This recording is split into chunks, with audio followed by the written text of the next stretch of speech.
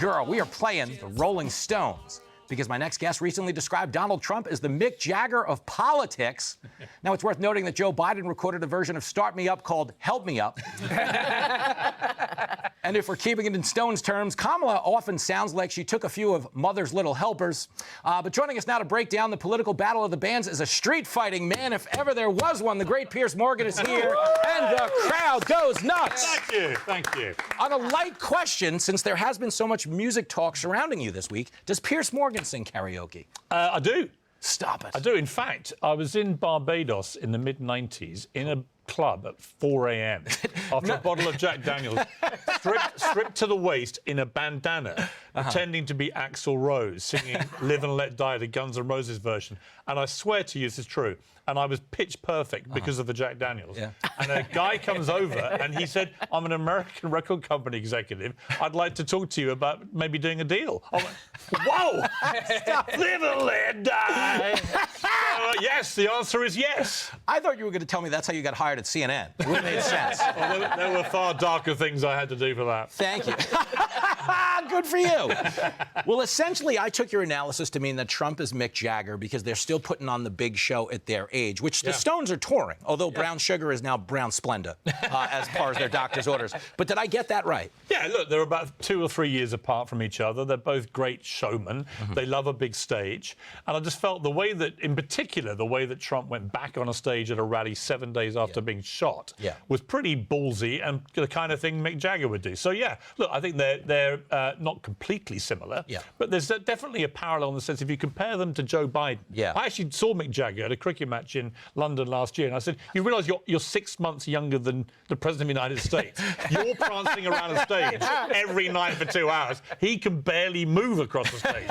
So it was more a parallel about their competency on feet. Well, to that point, okay, is there anything more absurd than the notion being peddled that Biden selflessly stepped aside? He didn't have a choice. That's like me saying I selflessly decided not to date Cindy Crawford. You're so wrong. He passed the torch willingly. Let me tell you why he passed the torch, because somebody has shoved it up his that's how the torch got passed.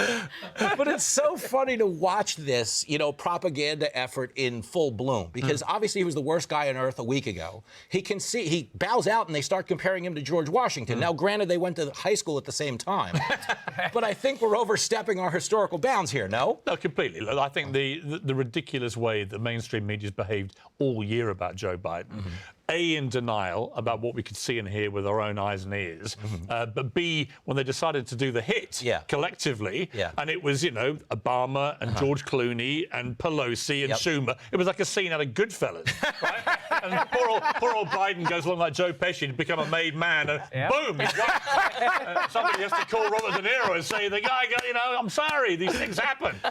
So I think the whole thing has been a fascinating exercise in the ruthless betrayal nature of politics, right? 1 minute they're all over you like a rash, the next minute you are a rash. You have to be done.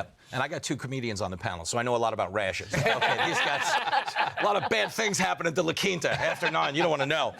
But is there a part of you, even though you've spent so much time in the media in a position of prominence, that still kind of, as I am, fascinated by the immediate pivot to this Kamala propaganda? Because if you remember, we're about 3 months removed from them talking about pulling her off the ticket. Of course. Okay, and now we're being told she's the greatest person in the world, despite the fact she ran for president, and when she dropped out, she was polling behind ISIS. Yeah, look, she's getting a fantastically amazing honeymoon. It's going to last about a week. And then reality will kick in, and Donald Trump will start going very hard, as he already is, about her record. And her record is she's literally probably the most far-left senator in modern American history. Can you imagine that? Yeah. She is beyond Bernie. Yeah. Okay, Bernie, from Vermont. Do you know how much Vermont has screwed up my life when you talk about identity politics and everything in between? When I was a little kid growing up in Long Island, my white parents yelled at me about eating too much ice cream. Now my Ben & Jerry's ice cream yells at me about having white parents. That's where we find ourselves in this moment. But my question to you is, will there be any other card played besides vote for Kamala or we're all racist and misogynist? Is that where this is headed? Well, it's quite amusing to me because on the one hand, you have the Democrats shouting at Republicans, don't you dare make this about her skin color or her gender. And on the other hand, they're saying, if you don't vote for the black woman, you are a racist misogynist.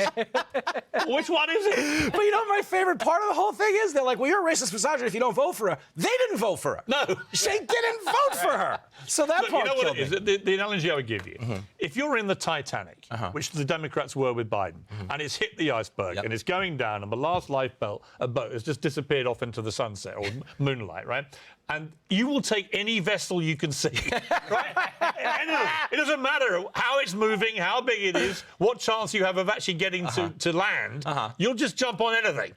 And that's where we are. The only thing I'm going to community note is the Democrats would first blame the iceberg on climate change. Then they would go get the vote. All right, this is just between you and me. Everybody cover their ears. Incredible interview with Armie Hammer. Yeah. Is it true that his ancestors ate Biden's uncle? All right, you don't have to answer that. Give me one more. Superficial one. Okay. Not a serious one like that. Right. If you were running for president, okay, Yes. and let's assume you're running as a Democrat, so you don't have any choice in terms of who your VP is other than who the donors tell you.